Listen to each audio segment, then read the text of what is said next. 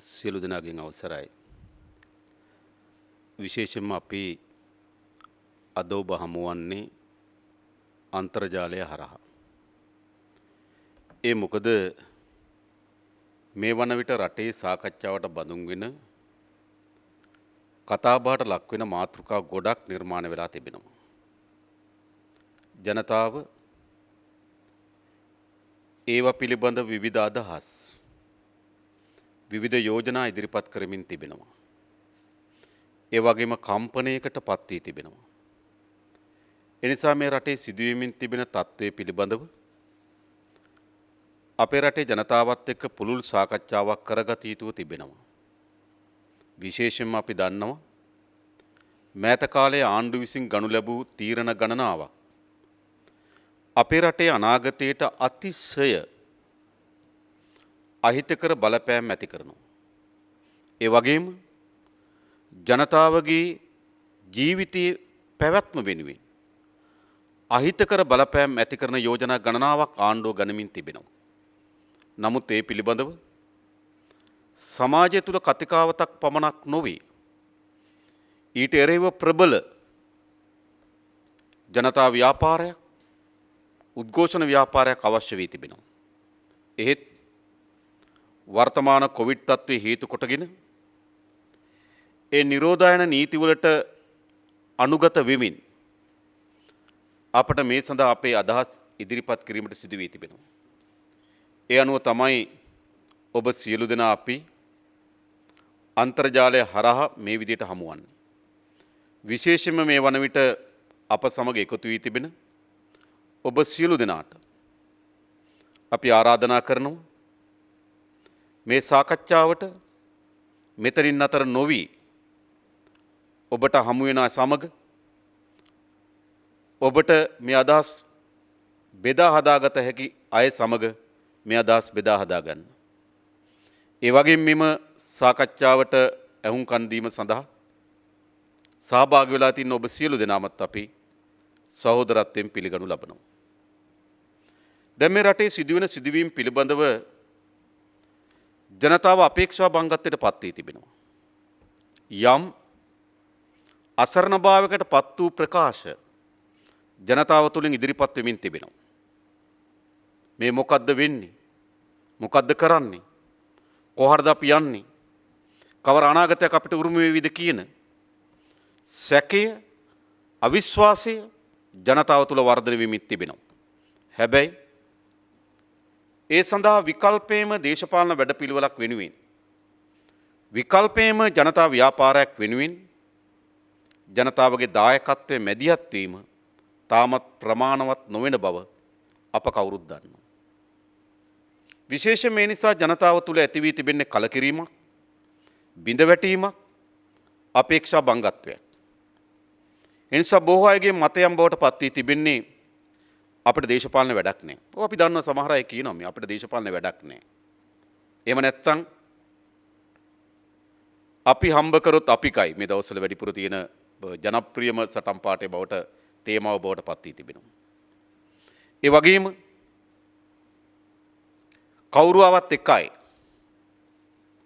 ඔව් ඒක ඇත්ත අවුරුදු 70කට වඩා වැඩි කාලයක් මේ රටේ ජනතාව කවුරුවවත් එකයි කියන අත්දැකීම විඳලා තිබෙනවා. එහෙම නැත්නම් සමහර ජනතාව කල්පනා කරනවා තමන්ගේ දුවදරුවන්ට තව දුරටත් අපේ රට ජීවත් වීම සඳහා සුදුසු රටක්ද? අපේ රටේ තමන්ගේ දරුවන්ට අනාගතයක් නිර්මාණය විය හැකි වේවිද කියන සැකය ඇති වී තිබෙනවා. ඒ නිසා බොහෝ දරුවන් දෙමව්පියෝ කල්පනා කරමින් තිබෙනවා රට අතහැරලා යන දිශාවකට යොමු කරන්න. මා දැක්කා පසුගිය සතියන්ත පුවත්පතක වාර්තා කරලා තිබුණා. ලක්ෂ 6කට අධික ලාංකීය දුවදරුවන් රට අතහැර යාම සඳහා තානාපති කාර්යාලවලට ඉල්ලුම් කරලා තිබෙනවා වීසා අපේක්ෂාවෙන් කියලා.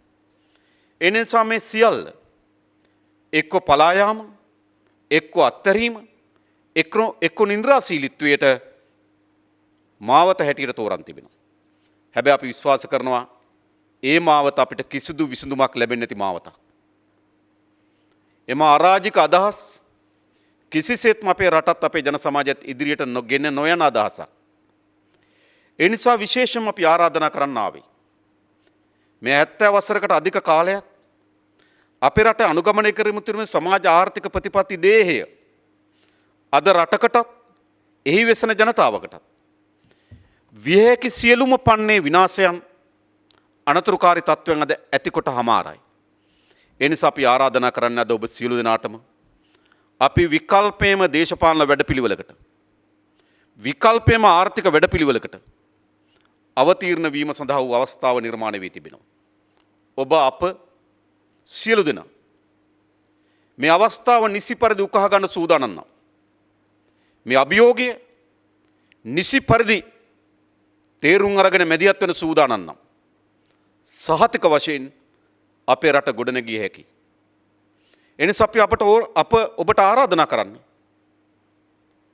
මේ විනාශ වෙමින් තිබෙන රට, කඩා වැටෙමින් තිබෙන රට, දුවදරුවන්ගේ අනාගතය පිළිබඳව සැකය, අවිශ්වාසය, අපේක්ෂා බංගත්වය නිර්මාණය කොට තිබෙන රට වෙනුවට අනාගතයේ සුබදායි ලෙස විශ්වාස තැබිය හැකි රාජ්‍යයක්, ජනතාවගේ දුවදරුවන්ගේ අනාගතය පිළිබඳ පැහැදිලි අරමුණක් ඉලක්කයක් සහිත රාජ්‍යයක් අපි ගොඩනගමු.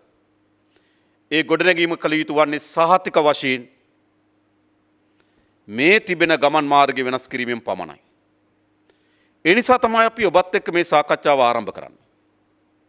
අපි අදින් පටන් ගන්න මේ සාකච්ඡාව ඉදිරියේදී අවස්ථා ගණනාවකදී විවිධ විෂයන් පිළිබඳව, විවිධ අර්බුදයන් පිළිබඳව ඔබත් එක්ක අදහස් හුවමාරු කරගන්න අපි සූදානම්.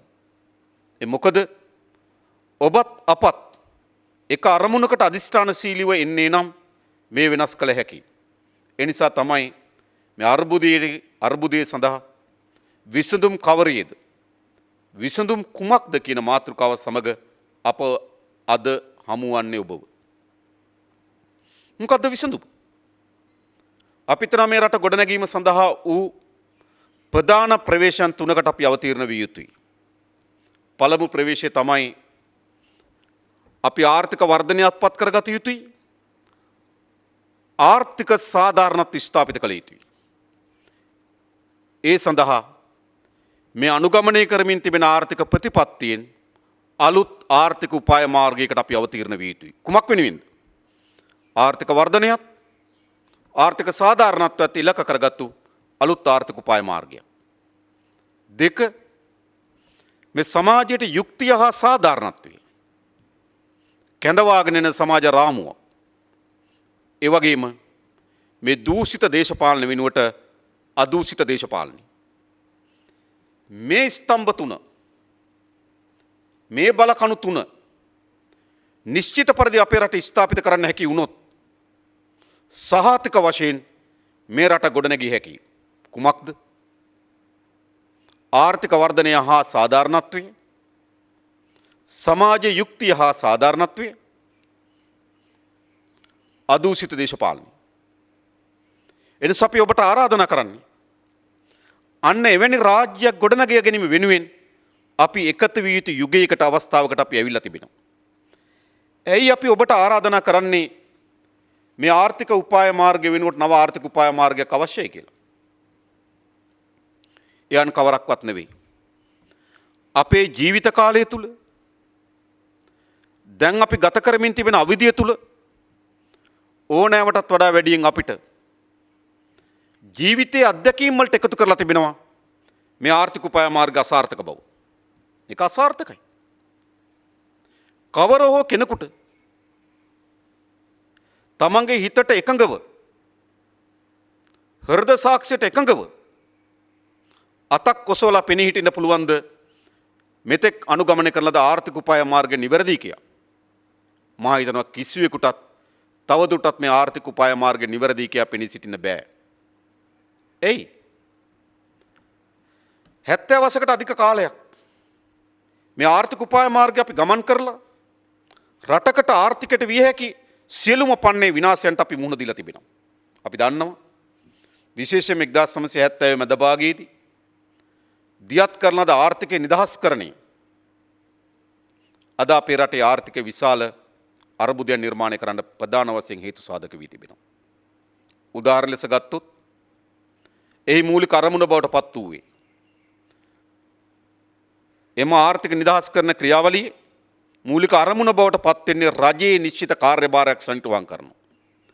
රජයට පැවරී තිබෙන්නේ නීති සම්පාදනය කිරීමත් යටිතල පහසුකම් සංවර්ධනය කිරීමත් පමණයි කියන එක. රාජ්‍ය කාර්යභාරය යටිතල පහසුකම් වර්ධනය කිරීම සඳහා නීති සම්පාදනය කිරීම රෙගුලාසි නිර්මාණය කිරීම. ආර්ථිකය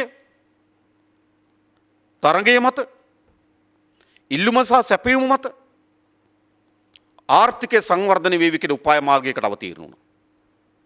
එහි ප්‍රතිඵල බවට පත් වුණ දේ තමයි අපේ රටේ වැදගත් ආර්ථික මර්මස්ථාන එක්ක අපි වහලා දැම්ම, එක්ක විකුණලා දැම්ම, එක්ක විකුණලා වහලා දැම්ම. අපේ පේස් කර්මාන්ත පද්ධතියම එක්ක විකුණලා එක්ක වහලා දාලා මේ වෙනකොට. අපේ අනුකුත් කර්මාන්ත පද්ධතිය විකුණලා දැම්ම, වහලා දාලා ගොඩාක් කර්මාන්තශාලාවල මැෂින් පරණ යකඩවලට විකුණා. ඇඹිලිපිටිය කඩදාසි කර්මාන්තශාලාවේ මැෂින් පරණ යකඩවලට විකුණා. කන්තලේ සීනි සංස්ථාවේ සීනි කර්මාන්තශාලාවේ මැෂින් පරණ යකඩවලට විකුණුණා. ඉතින් කර්මාන්ත පද්ධතිය අවසන් වුණා. ඊළඟ 1992 දී අපේ රටේ වතු සමාගම් 22කට පවරා දෙනු ලැබුවා. වතු 449ක්. සමාගම් 22කට මේ වතු සියල්ල පවරා දෙනු ලැබුවා. පාඩු ලැබූ වතු කීපයක් පමණක් ආණ්ඩුව භාරේ තියාගත්තා. ඒ වෙලාවේ ඉතාමත් හොඳ ලාභ ලැබපු වතු විශාල ප්‍රමාණයක් වතු 449ක් පවරා දෙනු ලැබුවා බහුජාතික සමාගම් වෙත. මොකද සිදු වී තිබෙන්නේ? 1992 දී එම තේ අක්කරයකින් ලබා ගන්න ලද අස්වැන්න අද වෙනකොට 4න් 1කට වඩා අඩු වී තිබෙනවා. එදා ආසන්න වශයෙන් අක්කරයකින් කිලෝග්‍රෑම් 917 අතර ප්‍රමාණයක් ගත්තා නම් අද අක්කරයකින් 250 300 ප්‍රමාණයක් ගන්න තැනකට පත් වී තිබෙනවා. ඒ සියල්ල නාටු වී විනාශ වුණා. ඊළඟ බලශක්ති ශේත්‍රයට අත තිබ්බා. ඊළඟ මූල්‍ය ශේත්‍රයට අත තිබ්බා. ඊළඟ සේවාවන්ට අත තිබ්බා. ක්‍රමානුකූලව අපි වෙන රටක රාජ්‍ය විසින් හැසිරිය යුතු විශාල ආර්ථික මර්මස්ථානයෙන් අත්තරලා දැම්මා මේ ආර්ථික ගමනේ ප්‍රතිලාභ. හැබැයි ඒකේ ප්‍රතිඵල බවට පත් වුණේ මොකක්ද? රාජ්‍ය ආදායම ක්‍රමානුකූලව කඩා වැටෙන්න පටන් ගත්තා. අපි දන්නවා ඕනෑම රටක් ඉදිරියට ගෙන යාමේදී ඒ රාජ්‍ය ආණ්ඩුව වාර්ෂික කොච්චර ආදායමක් උපයා ගන්නවද කියන එක වැදගත්. ඒ අනුව ගත්තාම 1960 දී රාජ්‍ය ආදායම දළ ජාතික නිෂ්පාදනයේ ප්‍රතිශතයක් හැටියට 20ක් තිබුණා. 80 වෙනකොට 19ට අඩු වුණා. 2000 වෙනකොට 16ට අඩු වුණා. 2010 වෙනකොට 12ට අඩු වුණා. ගිය අවුරුද්දේ රාජ්‍ය ආදායම ලංකා ඉතිහාසයේම තනි ඉලක්කමකට ආපු අවස්ථාවක් බවට පත් වුණා. 9ට අඩු වුණා. දැන් රාජ්‍ය ආදායම අඩුවීම මේ ආර්ථික ගමන් මගේ අවසන් ප්‍රතිඵලයක්. රාජ්‍ය ආදායම විශාල ලෙස හීන වෙන්න පටන් ගත්තා. රාජ්‍ය ආදායම හීන වුණාම කුමක්ද කළ යුතු වන්නේ? එදිනෙදා වියදම් උපයා ගැනීම වෙනුවෙන් ණය ගත යුතු තිබෙනවා. එනිසා අනිවාර්ය ලෙස රජයේ එදිනෙදා වියදම් සපයා ගැනීම වෙනුවෙන් ඒ වගේම අලුත් ආයෝජනයන් වෙනුවෙනුත් ණය ගැනීමට සිද්ධ වුණා. 1952 දී අපේ මුළු රාජ්‍ය ණය ප්‍රමාණය රුපියල් බිලියනය. ඒ කියන්නේ කෝටි 100යි. මේ කෝටි 100 කෝටි 1000 බවට බිලියන 10 බවට පත් වෙනවා 1972 දී. 1972 බිලියන 10 1999 වෙනකොට ආසන්න වශයෙන් බිලියන 1000ක් වෙනවා. 2017 වෙනකොට බිලියන 10000ක් වෙනවා.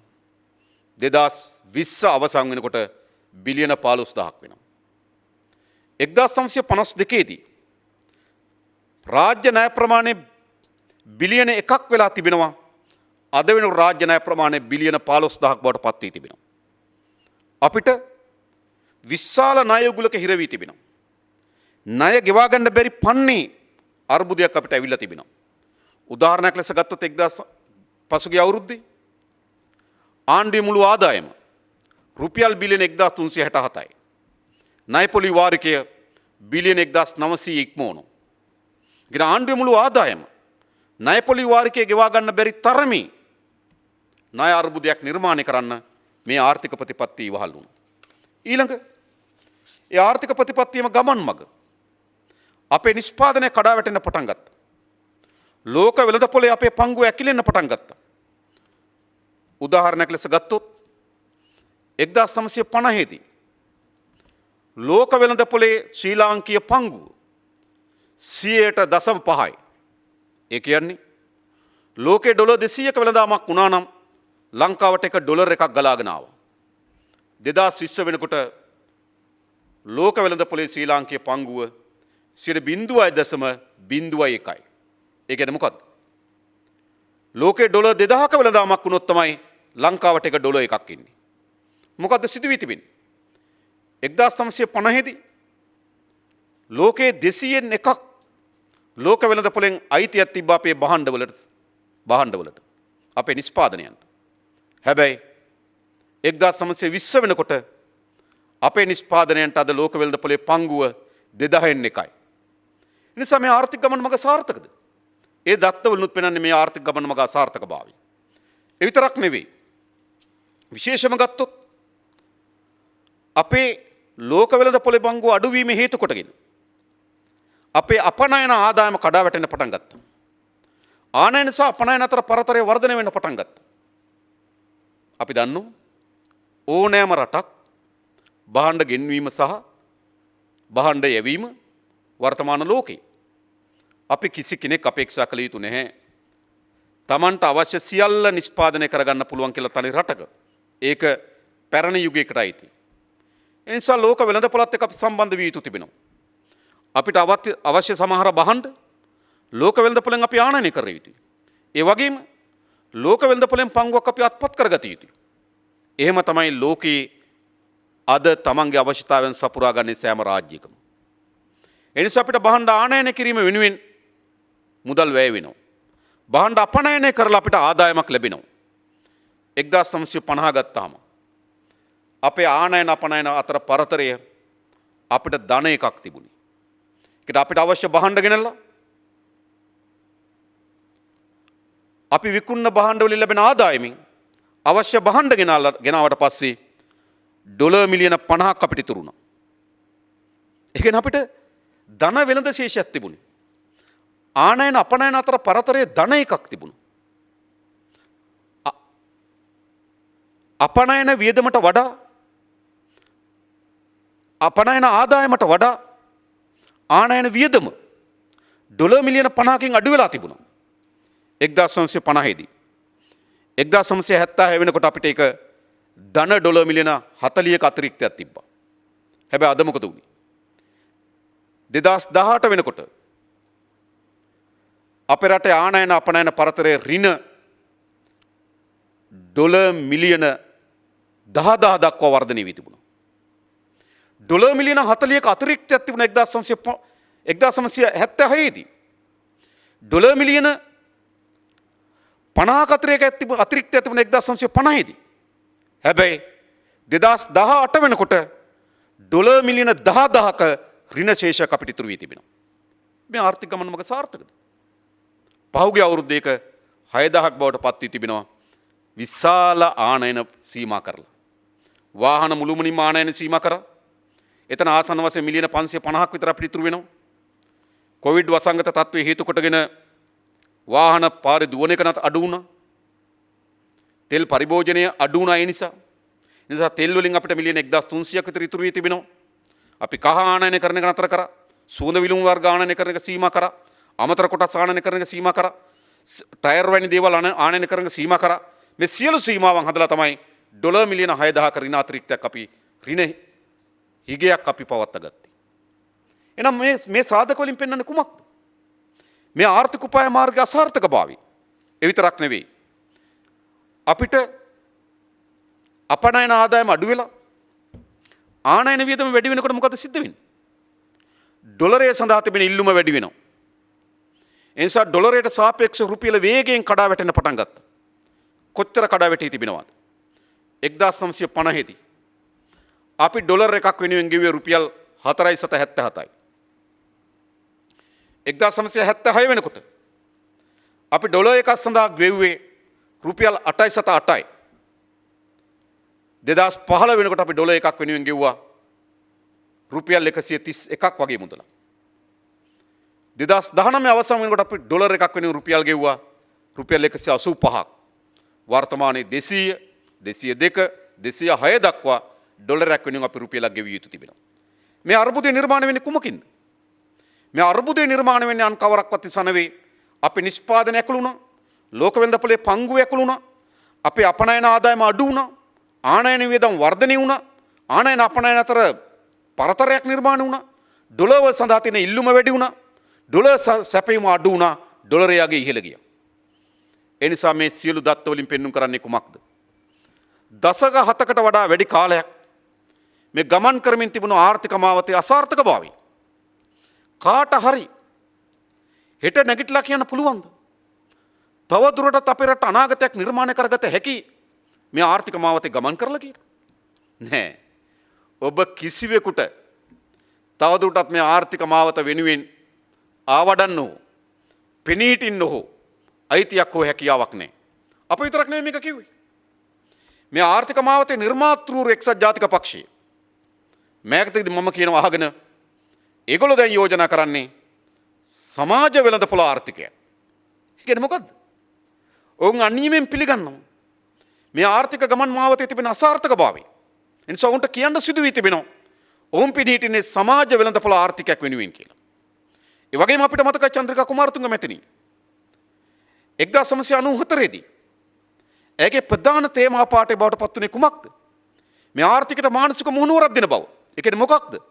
ඒ ඇතුළු කණ්ඩායමද මේ ආර්ථික අසාර්ථක බව පිළි අරගෙන තිබුණා. හැබැයි පිළිගත්තට ප්‍රමාණවත් නැහැ. අදිෂ්ඨානයක්, ධෛර්යයක්, ඉලක්කයක්, වැඩපිළිවෙලක් තිබිය යුතු තිබුණා මේක වෙනස් කරන්න. හැබැයි ඔවුන්ට ඒක වෙනස් කරන්න බැහැ. ඔවුන් බහුජාතික සමාගම්, ලෝකේ බලවත් රාජ්‍යයන් විසින් අපේ රටවල් මත පටවා තිබෙන ආර්ථික වට්ටෝරුව ඉදිරියට ගෙන යාම සඳහා බලයට පත් වූ ඒජන්තවරු. ඒ නිසා තමයි චන්ද්‍රිකා කුමාරතුංගගේ ආණ්ඩුව කාලේ එක්සත් ජාතික පක්ෂයේ අවුරුදු 17ක කාල පරිච්ඡේදය ඇතුළත රාජ්‍ය කර්මාන්තශාලා ආයතන 37ක් අලෙවි කරනකොට 38ක් අලෙවි කරනකොට චන්ද්‍රිකාගේ ආණ්ඩුව 48ක් අලෙවි කරා. ඉතාමත් වටිනා සම්පත් විශාල ප්‍රමාණයක් අලෙවි කරනු ලැබී චන්ද්‍රිකාගේ ආණ්ඩුව. එයි මේට මානසික මුහුණුවරක් දෙනවා කිව්වට ඒසා එයාගේ නියෝජිත කණ්ඩායමට ගමන් කරන්න තිබෙන්නේ ඒ මාවතම පමණයි. රනිල් වික්‍රමසිංහලා කොහොමත් ඒ මාවතේ ඒජන්තයෝ. ඊළඟ මහින්ද රාජපක්ෂ මහත්මයා පසුගිය කාලේ පුරාවට මොකද කිව්වේ? රාජ්‍ය ආයතන විකුණන එක වළක්වන්න. විකුණන එක කිසිවෙක් ගන්න එපා. අපි ආහෙටියේ සියල්ල යලි පවර ගන්න කිව්වා. හම්බන්තොට වරාය යලි පවරා ගන්නවායි කියලා ගෝසාවක් නැගුවා. හැබැයි සිදු වී තිබෙනවද? නැහැ. ඇයි? ඔවුනුත් ඒ ගමන් මගේ ඉදිරියට ගමන් කරමින් තිබෙන්නේ. මේකෙන් කියන්නේ කුමක්ද? දැන් අපි දන්නවා පසුගිය ජනාධිපති වර්ණයේදී විශේෂම ගෝඨාභය රාජපක්ෂ මහත්මයා පිළිබඳව විශාල විශ්වාසකින් සහ බලාපොරොත්තුවකින් මේ රටේ ජනතාව ඡන්දෙ දුන්නා. ඒ බලාපොරොත්තු තිබුණේ කුමක්ද? ඔවුන් අනියමින් වක්‍රාකාරයෙන් ප්‍රකාශ කරමින් තිබුණා මේ ආර්ථික ගමන අසාර්ථක බවත් ඔවුන් නව ආර්ථික ගමනකට ප්‍රවේශ වෙන සූදානම් බවත්. ඒ නිසා තමයි ඔවුන් කියන්නේ විකුණන ආයතන යලි පවරා ගන්න බවත්, විකිණීම මුළුමනින්ම නතර කරන බවත්, ජාතික නිෂ්පාදනයට පණ දෙන උර දෙන රාජ්‍යයක් නිර්මාණය කරන බවත්. හැබැයි ඔවුන්ට ඒක කරන්න පුළුවන්කම ලැබී තිබෙනවද? නැහැ. ඒ නිසා දැන් අපිට මාවත් දෙකක් තෝරාගන්න තිබෙනවා.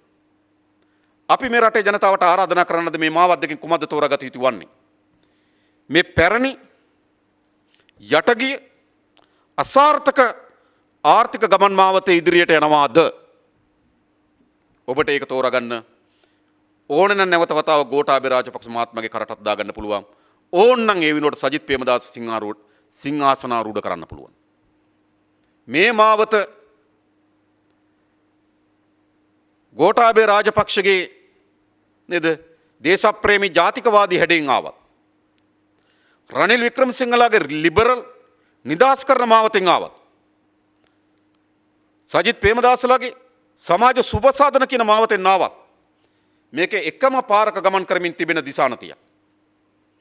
ඒ දිසානතිය තවත් යන්න කවුරු හරි කල්පනා කරනවා නම් අවබෝධයෙන් කිසිවෙක් විශාල ජයග්‍රහණ විශාල අපේක්ෂාවන් විශාල සංවර්ධනය මිත්‍යාවන් එක්ක යන්න එපා. දැනගෙන යන්න. කමක් නෑ යනවා නම් දැනගෙන යන්න. හැබැයි ඔබට තෝරාගෙන තියෙන මේ මාවත. එසේ නැත්නම් අපි යෝජනා කරන ඔබට මාවතක්. ඒ මාවත කුමක්ද?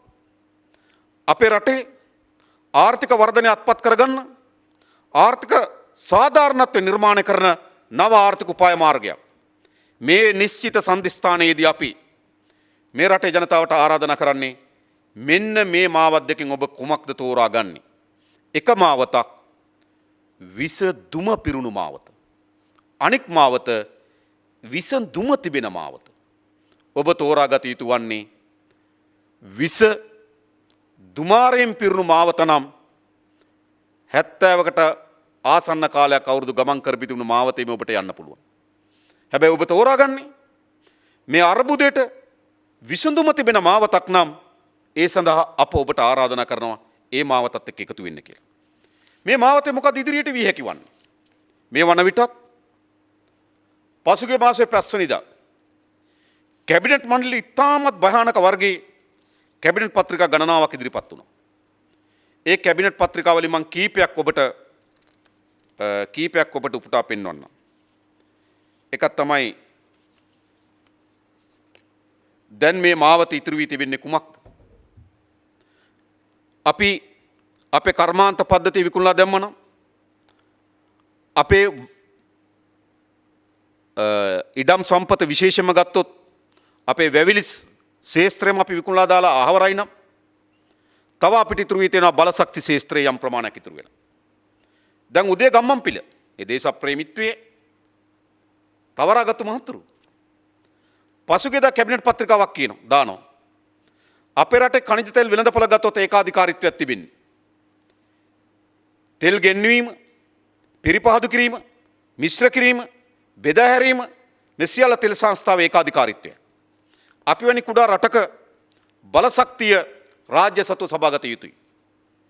හැබැයි යෝජනා කරනවා මේ khනිජ තෙල් පනත සංශෝධනය කරන්න. කුමක් වෙනුවෙන්ද? කුමක් වෙනුවෙන්ද සංශෝධනය කරන්න? අපේ රටේ ඔහු කෙනා මෙහෙම බොරතෙල් පිරිපහදු කිරීම සම්බන්ධව සංස්ථාව වෙත පමණක් බලතල පැවරී ඇත. ඒ කියන්නේ දැනට. ඒ අනුව වෙනත් තරඟකාරියෝ බද්ධ ව්‍යාපාරයකට පිරිපහදු කිරීමේ කටයුතු සඳහා අවසර ලබා ගැනීමට දැනට බලතල නොපවතින බැවින් ඒ සඳහා බලතල හිමිවන පරිදි පවතින khනිජ තෙල් නීතිගත සංස්ථා පනත සංශෝධනය කරන්න. කුමක් වෙනුවෙන්ද? කුමක් වෙනුවෙන්ද මේ පනත සංශෝධනය කරන්නේ? පිරිපහදුවේ අයිතිය දෙන්න, මිශ්‍ර කිරීමේ අයිතිය දෙන්න, ප්‍රවාහනයේ අයිතිය දෙන්න, තෙල් ආනයන කිරීමේ අයිතිය දෙන්න. ඒ සඳහා අවශ්‍ය කැබිනට් මණ්ඩලය පත්‍රිකාව අනුමත කොට තිබෙනවා. ඉතා නුදුරේම මේ පිළිබඳ පනත පාර්ලිමේන්තුවට ගෙන ඒමට නියමිතව තිබෙනවා. කොතනද ඉතුරු වී තිබෙන්නේ? බලශක්ති ශේත්‍රයේ පංගුව අත්තරින්න තමයි මේ වෑයම. ඊළඟ අපේ රට කොළඹ නගරයේ වටිනා ඉඩම් විශාල භූමි ප්‍රමාණය සැලසුම් කරලා විකිණීම සඳහා සැලසුම් කරලා තිබෙනවා. විශේෂයෙන් මේ වනට හඳුනාගෙන තිබෙනවා වැලිකඩ බන්ධනාගාරය. එතන තියෙනවා අක්කර 42ක භූමිය. වැලිකඩ බන්ධනාගාරය, කොළඹ රිමාන්ඩ් බන්ධනාගාරය, නව මැගසින් බන්ධනාගාරය, වැලිකඩ බන්ධනාගාරය කාන්තයක, බන්ධනාගාර රෝහල, බන්ධනාගාර පුහුණුපාසල, බන්ධනාගාර මූලස්ථානය. මේ සියල්ල අක්කර 42ක් තිබෙනවා. මොකද මහින්ද රාජපක්ෂ මහත්මයා ඉදිරිපත් කරන කැබිනට් පත්‍රිකාව. මේ අක්කර 42 නිදාස් කර ගැනීම වෙනුවෙන් බන්ධනාගාරයේ කළුතර මිල්ලනීය ප්‍රදේශයට ගෙනියන්නත් මේ අක්කර 42 ආයෝජනයන් සඳහා විකිණීම සඳහා සැලසුම් සකස් කරන්නත් ඔහු කැබිනට් පත්‍රිකාවක් ඉදිරිපත් කරා. ඉතිරි වී තිබෙන්නේ භූමිය. ඒ විතරක් නෙවෙයි. මේ මාසයේ 5 වෙනිදාම තවත් කැබිනට් පත්‍රිකාවක් ඉදිරිපත් කරනවා කුමක් වෙනුවෙන්ද? රටේ වැදගත් විශේෂම ඓතිහාසික පෞරාණික වටිනාකම් තියෙන භූමි සහ වෙළඳ වටිනාකම් තිබෙන ඉඩම් විකිණීම සඳහා සෙන්දිවාල් කියන සමාගමක් ගොඩනගන්න. ඒ අනුව කියන මොකද්ද? එම සමාගමට අක්කර 1.57ක භූමි ප්‍රමාණයක පිහිටි ග්‍රෑන්ඩ් ඔරියන්ටල් හෝටලය අලෙවි කරන්න. විකුණා දමන්න. අක්කර 0.75ක පිහිටි ගෆූර් ගොඩනැගිල්ල විකුණා දමන්න. අක්කර 1.5ක පිහිටි විදෙත් සමාජතන්ත්‍ර ගොඩනැගිල්ල විකුණා දමන්න. අක්කර 0.51ක පිහිටි මහතැපල් කාර්යාලය ගොඩනැගිල්ල සහ ඉඩම් භූමිය විකුණා දමන්න. මේ කැබිනට් පත්‍රිකාව. ඒ විතරක් නෙවෙයි ආසන්න වශයෙන් අක්කර 1.37ක පිහිටි ඒ ආසන ඒතන දේපලත් තිබෙන ඒක විකුණා දමන්න. ආසන්න වශයෙන් අක්කර 5ක භූමි ප්‍රමාණයක පිහිටි වෝටර් සේජ් මිශ්‍ර සංචාරක ව්‍යාපෘතිය සංවර්ධන ව්‍යාපෘතිය විකුණා දමන්න. ඒ වගේම යාපනය හා කංකසන්තුරේ පිහිටි ජාත්‍යන්තර සම්බන්ධීකරණ මධ්‍යස්ථාන අලෙවි කරන්න. ඒ වගේම හිල්ටන් හෝටලය අලෙවි කරලා දාන්න. ඒ වගේම ග්‍රෑන්ඩ් හයිට් කොළඹ ගොඩනගා තිබෙන බිල්ඩින් සංකීර්ණ අලෙවි කරලා දාන්න. මේක තමයි තියෙන්නේ. දැන් කවුරුවත් මේ ආර්ථික ගමන් මාවත අනුමත කරනවා නම් මේ ආර්ථික ගමන් මාවත නම් තමන්ගේ යෝජනාව හැටියට තමන්ගේ අනුමත කිරීම හැටියට තිබෙන්නේ. මේ කිසිවකට කම්පා වෙන්න එපා. ඇයි? මේ ආර්ථික ගමන් මාවතේ අවසන් අන්තය තමයි මෙතන. පෞරාණික ගොඩනැගිලි කොළඹ නගරයේ වටිනා වාණිජ බිම් කඩවල් විකුණා දැමීම තමයි අවසන් ප්‍රතිඵලය. ඒ වගේම විශාල ලෙස වනාන්තර එලි කරමින් ඒ වනාන්තරවල ඉඩම් බහුජාතික සමාගම් මත පැවරීම තමයි මෙම ආර්ථික ගමනේ ප්‍රතිඵලය. මුතුරාජ වෙලවෙනි ඉතාමත් වටිනා පාරිසරික පද්ධතීන් අක්කර 700 ගණනක භූමියක් කොම්පැනිකාරන්ට පැවරීම තමයි මෙම ආර්ථික ගමනේ අවසානය. ඒ නිසා මේ ආර්ථික ගමනේ අන්තය දක්වා අපි ගමන් කරමින් තිබෙනවා. මෙය ගෝඨාභය රාජපක්ෂ මහත්මයාගේ පමණක් අසාර්ථකභාවයක් නොවේ. ඔහුගේ නොහැකියාව, ඔහුගේ අපරිණතභාවය, ඔහුගේ නොදැනුවත්කම, ඔහුගේ උණ්ඩගුභාවය මෙම අර්බුදය තීව්‍ර කරන්න හේතු සාධක වී තිබෙන බව ඇත්ත. හැබැයි මේ අර්බුදයේ මූලිකයා හෝ නිර්මාපකයා ඔහු නෙවෙයි. මේ අනුගමනය කරමින් තිබෙන ආර්ථික උපාය මාර්ගය මෙම අර්බුදයේ ගමන් මාවත නිර්මාණය කරලා තිබෙනවා. එනිසා අපි ආරාධනා කරන්නේ දැන්වත් ඔබ මේ ගමන් කරමින් තිබෙන ආර්ථික මාවතෙන් නව දිශාවකට පරිවර්තනය වෙන්න සූදානම් නැද්ද? අන්න ඒක තමයි අපි යෝජනා කරන්නේ. ආර්ථික වර්ධනයත් ආර්ථික සාධාරණත්වයත් ඉටු කරන නව ආර්ථික උපාය මාර්ගය. මා ඉතා සැකවින් එම ආර්ථික උපාය මාර්ගයේ දල අදහසක් ඔබට ඉදිරිපත් කරන්න. අපිට මේ ශේෂ්ත්‍ර පිළිබඳ වෙන වෙනම සාකච්ඡා කරන්න පුළුවන් වේවි. අපේ රට කුස් කර්මාන්තය වර්ධනය කරන්නේ කොහොමද? අපේ රට දීවර කර්මාන්තය වර්ධනය කරන්නේ කොහොමද? අපේ සුළුවා මධ්‍ය ප්‍රමාණ ව්‍යවසායක පැලැන්තියක් ව්‍යවසායක පරම්පරාවක් අපි නිර්මාණය කරන්නේ කොහොමද? අපේ පරිසර පද්ධති ආරක්ෂා කරගන්නේ කොහොමද? අපේ අධ්‍යාපනයේ සෞඛ්‍ය ක්ෂේත්‍රයේ මහා පරිවර්තනයක් ඇති කරගන්නේ කොහොමද? ඒ පිළිබඳ දීර්ඝ විස්තරයක් එක එක විෂයන් එක අපිට ඉදිරියේදී ඔබත් එක්ක සාකච්ඡා කරන්න පුළුවන් වෙයි.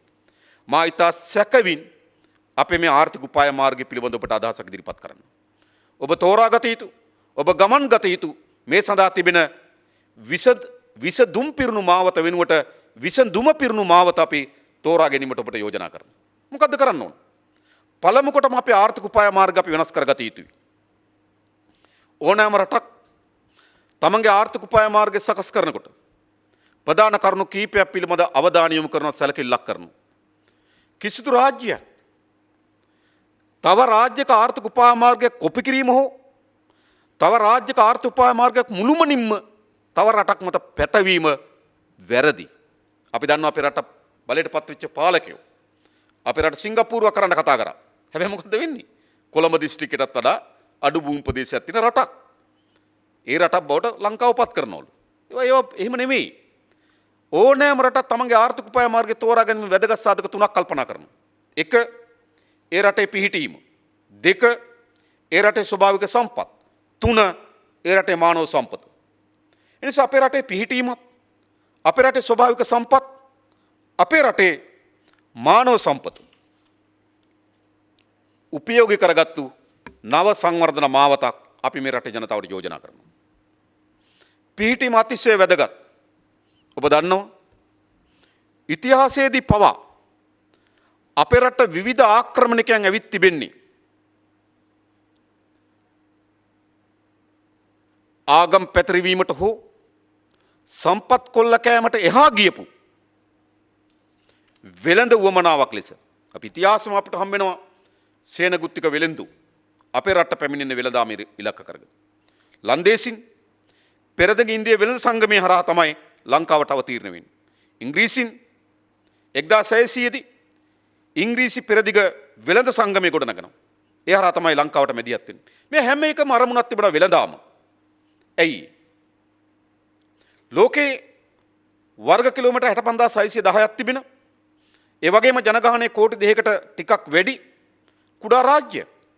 ලෝක සිතියමි කුඩා තිතකින් සනිටුහන් කරන රාජ්‍යයක්. හැබැයි ඒ රට හැම යුගයකම බලවත් වෙන බලවත් ආක්‍රමණිකයන් අපේ රට පැමිණෙන්නේ කුමක් වෙනුවෙන්ද? ලෝකේ ලන්දේසින් බලවත් වෙනකොට, ලෝකේ ඉංග්‍රීසි පෘතුගීසින් බලවත් වෙනකොට, ලෝකේ ඉංග්‍රීසින් බලවත් වෙනකොට ඔවුන්ගේ ආක්‍රමණික රාජ්‍ය බවට ශ්‍රී ලංකාව පත් වෙන්නේ කුමක් වෙනුවෙන්ද?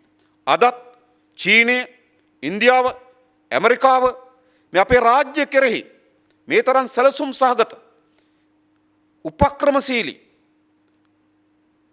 කපටි සැලසුම් වල දියත් වෙන්නේ කුමක් වෙනුවෙන්ද? චීනයට මේ රට වැදගත් වෙන්නේ කුමක් වෙනුවෙන්ද? එක්සත් ජනපදයේ මේ රට වැදගත් වෙන්නේ කුමක් වෙනුවෙන්ද? මේ රට පිහිටා තිබෙන ඉතාමත් වැදගත් වෙන. ඒ නිසා අපේ රටේ වාසනාව මේ රට පිහිටි ස්ථානයි. හැබැයි මේ පාලකයෝ අපිට අවාසනාව ගෙන දීලා තිබෙන්නේ මේ පිහිටි ස්ථානයේ. ආසන්න වශයෙන් ගත්තොත් ඉන්දියාව, යුරෝපය, ඕස්ට්‍රේලියාව ඈත පෙරදිග රටවල් මේ රටවල් වල මුහුදු මාර්ගවල ප්‍රධාන සන්ධිස්ථානයේ තිබෙන්නේ ශ්‍රී ලංකාවේ. අද මෙම මුහුදු මාර්ගවල ආසන්න වශයෙන් ගත්තොත් වසරකට නැව් 36000ක් ගමන් කරනවා. ලෝකේ වෙළඳාමෙන්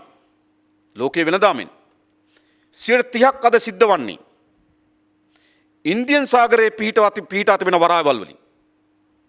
අපේ වරාය ගත්තොත් ලෝකේ 24 වෙනි ස්ථානය කොළඹ වරාය හොබවනවා. අපි විශාල භාණ්ඩ ආනයන කරන රටක් නොවේ. අපි විශාල භාණ්ඩ අපනයන කරන රටක් නොවේ. ඒත් ලෝකේ 24 වෙනි අපේ ස්ථානය අපේ වරාය හොබවනවා. අපේ රට පිහිටීම වැදගත්. එනිසා අපේ රට සංවර්ධන උපාය මාර්ගයේදී අපි ඉතා හොඳින් ඉතාමත් හොඳ දැක්මක් සහ වැඩපිළිවෙළ සහිතව මේ පිහිටීම උපයෝග කරගන්නවා. අපේ පාලකයන් මේ පිහිටීම බිලිදී අවසానයි. අපිට මතකයි 2005 වගේ කාලයකදී ආසියානු සංවර්ධන බැංකුවෙන් ණය මුදලක් ලැබුණා ඩොලර් මිලියන 400ක. ඒ ණය මුදලෙන් තමයි කොළඹ වරායේ දකුණු දියකඩනේ නිර්මාණය කරේ. දකුණු දියකඩනේ හරහා තමයි අපිට නැගිනහිර පර්යන්ත නැගිනහිර ජැටිය, බටහිර ජැටියක් සහ දකුණු ජැටිය නිර්මාණය කිරීමේ හැකියාව ලැබෙන්නේ.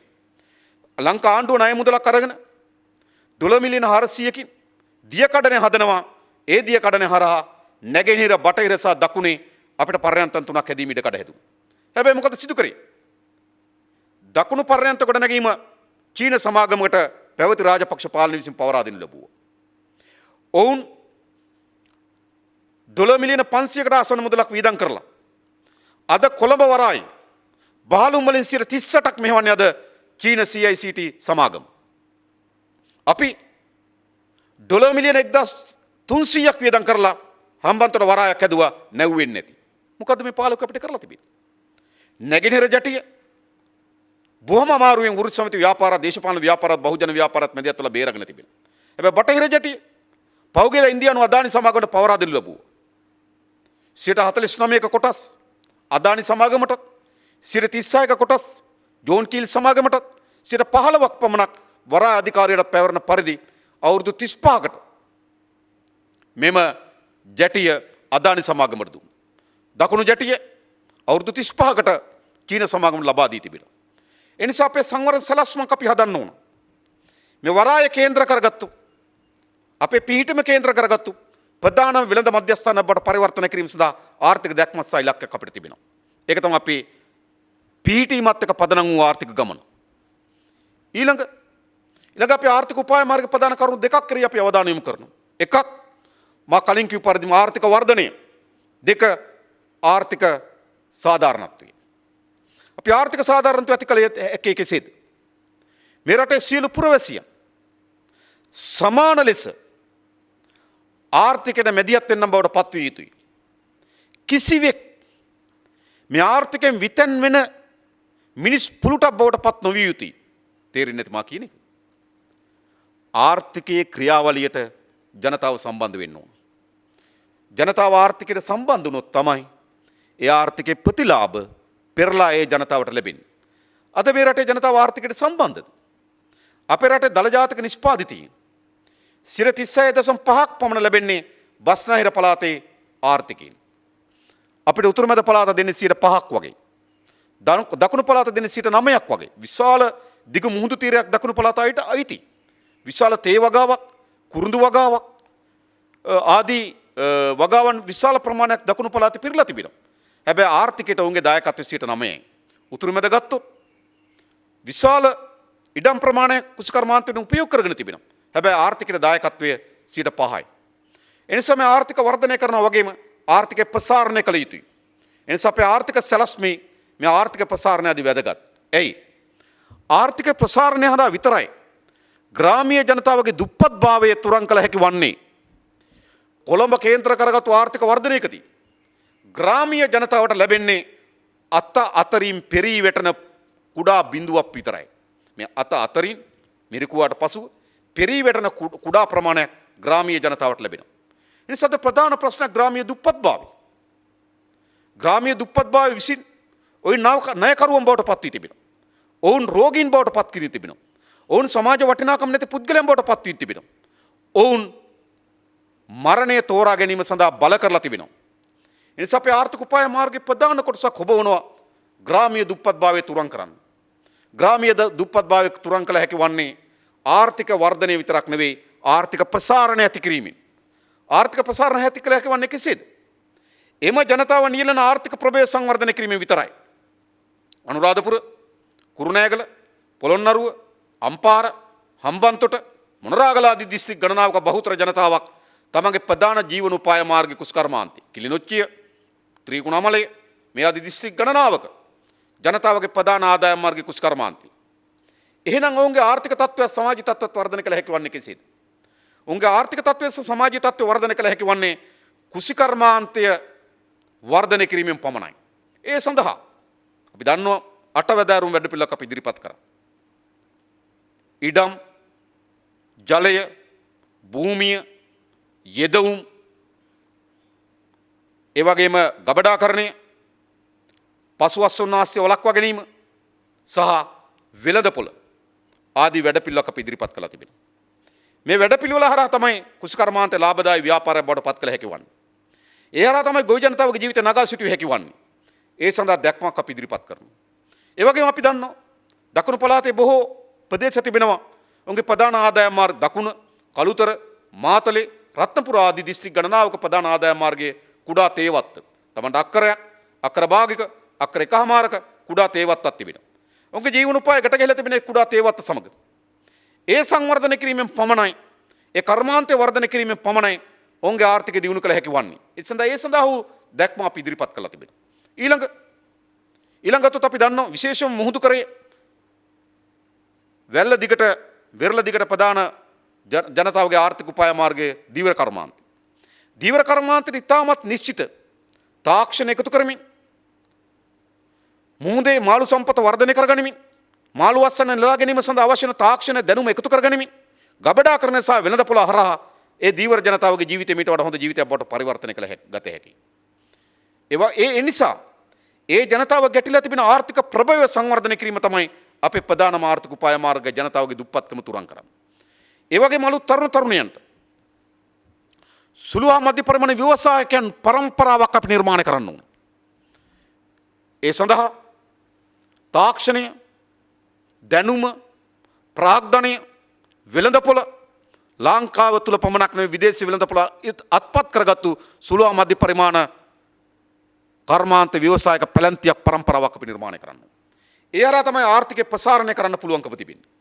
ඒ වගේම ආර්ථික වර්ධනය අපි අත්පත් කරගන්න ඕන. ආර්ථික වර්ධනය අත්පත් කරගන්න අපේ පිහිටි මුපිය කරගත යුතුයි.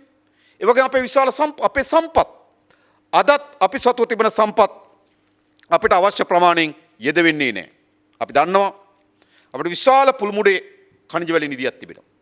මේ khනිජ වැලි අපි අදත් ඉල්මනයිට්, රූටයිල්, සෝකෝන් කියන මූලික නිස්සාරණයන් හරහා තමයි අපි විකුණන්නේ. මේ ඉල්මනයිට් කුඩා තාක්ෂණයක්, කුඩා ප්‍රාග්ධනයක් කරා අපිට පරිවර්තනය කරන්න පුළුවන් නම් ටයිටේනියම් ඔක්සයිඩ් බවට අද විකුණනවා වගේ 5 ගුණයකින් අපිට විකුණන්න පුළුවන්. අද මේ සෝකෝන් තවත් පිරිසිදුභාවයට අපිට ගේන්න පුළුවන් නම් අද විකුණනවා වගේ 3 ගුණයකින් අපිට විකුණන්න පුළුවන්. අපේ රූටයිල් එක තවත් ඉස්සරහට ගිහිල්ලා ටයිටේනියම් ඔක්සයිඩ් බවට පත් කරන්න පුළුවන් නම් අපිට 5 ගුණයකට වඩා අධික මිලකින් විකුණන්න පුළුවන්. හැබැයි මොකද වෙලා තිබෙන්නේ? දැන් දශක 5කට වඩා වැඩි කාලයක් අවුරුදු 50කට වඩා වැඩි කාලයක් ඉල්මනයිට් රූටයිල් සෝකෝන් ලෙස මූලික ප්‍රභේදයන් ලෙස මේවා අලෙවි කරනවා. ඒ නිසා මෙතන ධන සම්පතක් තිබෙනවා. එතෙන්ට අපේ කර්මාන්ත පද්ධතියක් ඇතුල් කර යුතුයි. එතෙන්ට අපිට ප්‍රාග්ධන අවශ්‍ය නම්, එතෙන්ට අපිට තාක්ෂණය අවශ්‍ය නම් ඒ සඳහා ණයක් ගන්න අපි පැකිලෙන්නේ නැහැ. එතෙන්ට අවශ්‍යයි ප්‍රාග්ධනයේ කර්මාන්තශාලාවෙන්. එතෙන්ට ඒ ප්‍රාග්ධනයේ සමග අපි තාක්ෂණය කැඳවන්න ඕන. එතන අපිට ඉඩක් තිබෙනවා. ඒ වගේම අපි දන්නවා අපේ හුණුගල් පද්ධතියක් තිබෙනවා. අද සිමෙන්ති කර්මාන්තශාලාව පුත්තලමේ හොල්සිම් දැන් නම් ඉනිසියද කොහෙද? මේ සමාගම අද අපේ හුණුගල් සඳහා කොච්චරද අපිට දෙන රාජ්‍ය භාගය? හුණුගල් කිලෝ එකක් ඇස්තමේන්තු කරලා තිබෙන්නේ 760ට. ඒ 760න් අපිට අයිති වෙන්නේ රාජ්‍ය භාගයේ 5%යි. ඒ කියන්නේ 7.3යි. සිමෙන්ති කිලෝග්‍රෑම් 50ක්, ඒ කියන්නේ 50ක පැකට් එකක් මිටියක් නිෂ්පාදනය කිරීම සඳහා හුණුගල් කිලෝග්‍රෑම් 100ක් ගියොත් අපිට පැකට් එකකින් රාජ්‍ය භාගය ලැබෙන්නේ රුපියල් 3යි. අපේ සම්පත්. ඒ සම්පත් කොහොමද මීට වඩා කාර්යක්ෂමතාවයෙන් අපි යොදවාගෙන අපේ රටේ ජාතික ආර්ථික වර්ධනය කිරීම සඳහා උපයෝග කරගන්න කියන සලස්මක් අපිට ඕන. ඒ වගේම අපේ මිනිරන් සම්පත. ඒකත් අපි කාලාන්තරයක් තිස්සේ අමුද්‍රව්‍ය ලෙස විකුණන්නේ. මේ ග්‍රැෆීන් බවට පරිවර්තනය කරන්න පුළුවන්. හැබැයි ග්‍රැෆීන් වලට විශාල ඉල්ලුමක් තිබෙනවා. හැබැයි ඒක නිකම්ම නෙවෙයි. ඒ සඳහා අවශ්‍ය වෙන සමාගම් එකඟතාවයක් එක්ක අපි යන්න ඕනකම තිබෙනවා. එහෙම නැත්නම් අපි නිකන් ග්‍රැෆීන් හැදුවට අපිට පොලේ හෝ කඩේ හෝ නිකන් විකුණන්න බෑ. හැබැයි ඒ ග්‍රැෆීන් බවට පරිවර්තනය කරන්න පුළුවන් නම් අද අපි මිනිරන් ටොන් එකක් විකුණන්නේ ඩොලර් 2000ට. ග්‍රැෆීන් කිලෝ එකක් විකුණන්න පුළුවන් ඩොලර් 5000ට. ඒ සඳහා ඉතාමත් වැඩි කාබන් ප්‍රතිශතයක් තිබෙන ලෝකෙ ඉතාමත් අනර්ග මිනිරන් සම්පතක් අපිට තිබෙනවා. ඒක අපි අමු මිනිරන් ලෙස පටවනවා. එතන අපිට කර්මාන්ත පද්ධතිය ගොඩනගිය හැකියි. ඒ වගේම තවත් ආයෝජනයෙන් කැඳවමින් ලෝක වෙළඳපොළ ඉලක්ක කරගත්තු කර්මාන්ත පද්ධතියකට අපි ආයිතු තිබෙනවා. ඒ දෙවෙනි ආර්ථික ගමනේ දෙවෙනි පියවර. තුන්වෙනි පියවර අපි වැදගත් මානව සම්පතක් ඉන්නවා. ලෝකේ අපි දැනුම තාක්ෂණය ලබා දෙන්න ලෑස්ති නම් ලෝකේ දියුණුතම මානව සම්පත ශ්‍රී ලංකාවේ නිර්මාණය කරන්න පුළුවන්. ලෝකේ තිබෙන දියුණුතම ශ්‍රම වෙළඳපොළෙන් පංගුවක් අපි අත්පත් කරගන්න ඕන. ඒ අත්පත් කර ගැනීම හරහා තමයි අපිට අපේ ආර්ථික ඉස්සරහට ගෙනියන්න පුළුවන්කම තිබෙන්නේ. එහෙම તો ලෝක වෙළඳපොළෙන් ගෘහ සේවිකාව කියන සම වෙළඳපොළ නෙවෙයි. පුහුණු කියන කම්කරු සම වෙළඳපොළ නෙවෙයි. ලෝකේ දියුණුතම සම වෙළඳපොළ අත්පත් කරගන්න ඕන. අපි ආසන්න වශයෙන් තාමත් හරිම දත්තයක් නැහැ. සමහර වාර්තාවල සඳහන් වෙනවා මිලියන 30ක් විදේශ රැකියාවල නිරත වෙනවා කියලා. සමහර වාර්තාවල සඳහන් වෙනවා මිලියන 3ක් විදේශගත රැකියාවල නිරත වෙනවා කියලා. සමහර වාර්තාවල සඳහන් වෙනවා මිලියන 2.5ක් ලක්ෂ 25ක් විදේශීය රැකියාවල නිරත වෙනවා කියලා. නමුත් කොතනකවත් ශ්‍රී ලංකයෙන් කොච්චර ප්‍රමාණයක් විදේශ රැකියාවල නිරත වෙනවද කියන එක නැහැ.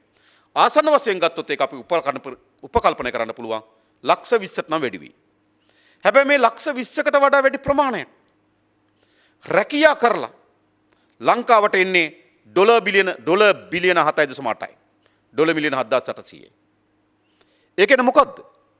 ඒකෙන් කියන්නේ අපි ලෝක වෙළඳපොළ අත්පත් කරන් තියෙන ඉතාමත් පහළ ශ්‍රම වෙළඳපොළක්. අපි දියුණුතම ශ්‍රම වෙළඳපොළක් අත්පත් කර ගැනීම සඳහා අපිට ඉලක්කයක් තිබුණේ නැහැ. එහෙම තිබුණේ නැහැ. ඒ නිසා අද ආසන්න වශයෙන් ගත්තොත් ශ්‍රී ලංකාව ඇතුළේ විදේශිකයන් විශාල ප්‍රමාණයක් නොවේ වැඩ කරන්නේ කුඩා ප්‍රමාණයක්. හැබැයි ඉහළ රැකියාවල ආසන්න වශයෙන් ගත්තොත් ඔවුන් මිලියන 500,000කට ආසන්න ප්‍රමාණයක් වසරකට ගෙනියනවා. කුඩා ප්‍රමාණයක් වැඩ කරලා මිලියන 500,000කට ආසන්න ප්‍රමාණයක් ගෙනියනවා.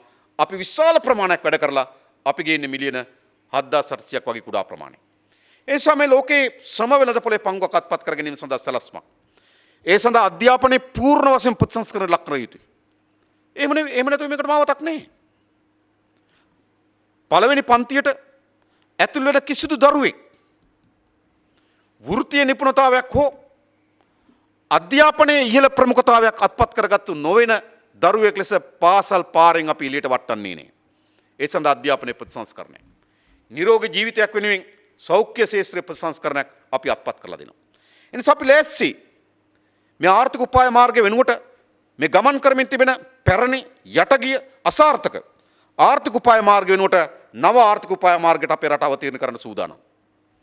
ඒ සඳහා රාජ්‍ය වගේම පෞද්ගලික ව්‍යවසායකය වගේම කර්මාන්තකරුවෝ වගේම අපේ තරුණ පරම්පරාව ඒකාබද්ධ කරපු මෙහෙයුමක් දියත් කරන්න ඕන. තව අවුරුදු 10කින් අපේ රට කොතනට ගෙනියන්නේ? තව අවුරුදු 10කින් අපේ කිරි කර්මාන්ත කොතනද තිබෙන්නේ? අපේ කුසු කර්මාන්ත කොතනද තිබෙන්නේ? අපේ කාර්මික ශාස්ත්‍රය කොතනද තිබෙන්නේ? නිශ්චිත ඉලක්කයක් සහිත වැඩපිළිවෙලකට මේ රට අවතීර්ණ කරන්න ඕන. අන්න ඒක තමයි මේ ගමන් කරමින් තිබෙන ආර්ථික මාවත වෙනුවට නව ආර්ථික මාවකට අපේ රට පරිවර්තනය කරන්න ඕන. ඒක තමයි අපි මේ රට ගොඩනැගීම සඳහා පළමු යෝජනාව ආර්ථික වර්ධනය සහ ආර්ථික සාධාරණත්වය. එයි ආර්ථික සාධාරණත්වය අතිශය අවශ්‍යයි. ඒ ගොඩනැගීමෙන් තොරව අපිට රට ඉස්සරහට යන්න බෑ. ඊළඟ විශේෂම ගත්තොත් සමාජ යුක්තිය, සමාජ සාධාරණත්වය නිර්මාණය වෙන්න ඕන. මේ සමාජ යුක්තික සාගත මේ සමාජ යුක්ති සාගත නැහැ. ආදායම් බෙදී යාම අතිශය අසාධාරණයි. රටේ ඉහළම 10% ජාතික ධනයෙන් 36.5ක් භුක්ති විඳිනකොට 38.5ක් භුක්ති විඳිනකොට පහළම 10%ට හම්බෙන්නේ ජාතික ධනයෙන් 1.1යි. ඒක සාධාරණ නැහැ. පසුගිය අවුරුද්ද අපි බැලුවොත් මේ ළඟදී මා දැක්කා LOLC සමාගම තමගේ ලාභ පිළිබඳ වාර්තාව ඉදිරිපත් කළා තිබුණා. LOLC සමාගම පහුගිය වසරේ ලාභය බිලියන 53යි. 2019 ලාභය බිලියන 1.3යි. ඒ කියන්නේ කොවිඩ් වසංගත තත්ත්වය හේතු කොටගෙනත් ඕන අධික ලෙස LOLC සමාගම ලාභ ලබා තිනවා බිලියන 53ක්. ඒ වගේම වැලිබන් වන් සමාගම ලාභ ලබලා තිනවා මිලියන 14.8ක්. ඊට පෙර අවුරුද්දේ ලාභය බිලියන 14.8ක්. ඊට පෙර ඔහුගේ ලාභය බිලියන 6.9. ඒ වගේම හේලිස් සමාගමේ ලාභය 2019 2.7යි 2020 බිලියන 14යි. ඒ වගේම හේමාස් සමාගමේ ලාභය ගිය අවුරුද්දේ බිලියන 3.3යි. ඒක මොකද වෙලා තිබෙන්නේ? රටේ ජාතික ධනය ඉතා කුඩා කණ්ඩායමකට සංකේන්ද්‍රණය වෙනවා. ඒ නිසා මොකද කරන්න ඕන? සමාජ යුක්තිය සමාජ සාධාරණත්වය ඇති කරන්න නම් මේ ආදායම් බෙදී යාමේ විශාල ලෙස ඇති වී තිබෙන විෂමතාවය අපි අවසන් කළ යුතුයි. මා මේ කියන්නේ ආදායම් සමාන බෙදීම පිළිබඳ සාකච්ඡාවක් නොවේ. ඒක ආදායම කාටත් සමාන ලෙස බෙදන්න බෑ. නමුත් සාධාරණ ලෙස බෙදිය යුතු තිබෙනවා. ආර්ථිකයේ සාධාරණත්වයක් ඇති නොකොට ආර්ථික සංවර්ධනයක් අත්පත් කරගන්න බෑ. ජනතාවගේ මිලදී ගැනීම හැකියාව ජනතාවගේ ජීවන තත්ත්වය උසස් කිරීමෙන් පමණයි ඒ රටක ආර්ථික සංවර්ධන මාවතක් අත්පත් කරගත හැකි වන්නේ. නිසා ජනතාව දුගී දුප්පත් බවට පත් කරලා ඔවුන් අතිශය අසීරු ජීවිතයකට ලක් කරලා ආර්ථික සංවර්ධනයක් රටට අත්පත් කරගන්න බෑ. ඒ නිසා ආර්ථික සාධාරණත්වය සමාජ යුක්තිය සහ සමාජ සාධාරණත්වය අතිශය වැදගත්. ඊළඟ අධ්‍යාපන සාධාරණ ලෙස ලබා ගැනීමේ හැකියාව. සාධාරණ අවස්ථා හැම කෙනාට සාධාරණ ලෙස හැම අවස්ථාවකටම ප්‍රවිෂ්ඨ වීමේ තිබෙන ඉඩකඩ. ඒ වගේම නීතිය සාධාරණත්වය නීතිය ඉදිරියේදී විවස්ථාවේ සඳහන් කොට තිබුණාට නීතිය ඉදිරියේදී හැම දෙනාම සමානයි කියලා අද එහෙම සමාන නැහැ. ඕන තරම් ඊයේ පෙරේදා සිදුවීම් දෙස බැලුවත් නේද පොලිස් අමාත්‍යවරයාගේ මැදිහත් වීම සිද්ධ වෙන්නේ කොහොමද? එක්කෝගෙන් පෙන්වු කරන්නේ කුමක්ද? මේ නීතිය සාධාරණත්වයක් නොමැති බව. නීතිය සාධාරණත්වයක් නොමැති තැනක සමාජ යුක්තිය සමාජ සාධාරණත්වය නිර්මාණය කරන්න බෑ. එනිසා අපි ඉතාමත් වගකීමෙන් සහතික කොට ප්‍රකාශ කරනවා. අපි ඉතාමත් ශක්තිමත් නීති රාමුවක් හදනවා. එය පසඳලීම සඳහා ඉතාමත් ශක්තිමත් ව්‍යුහයක් නිර්මාණය කරනවා.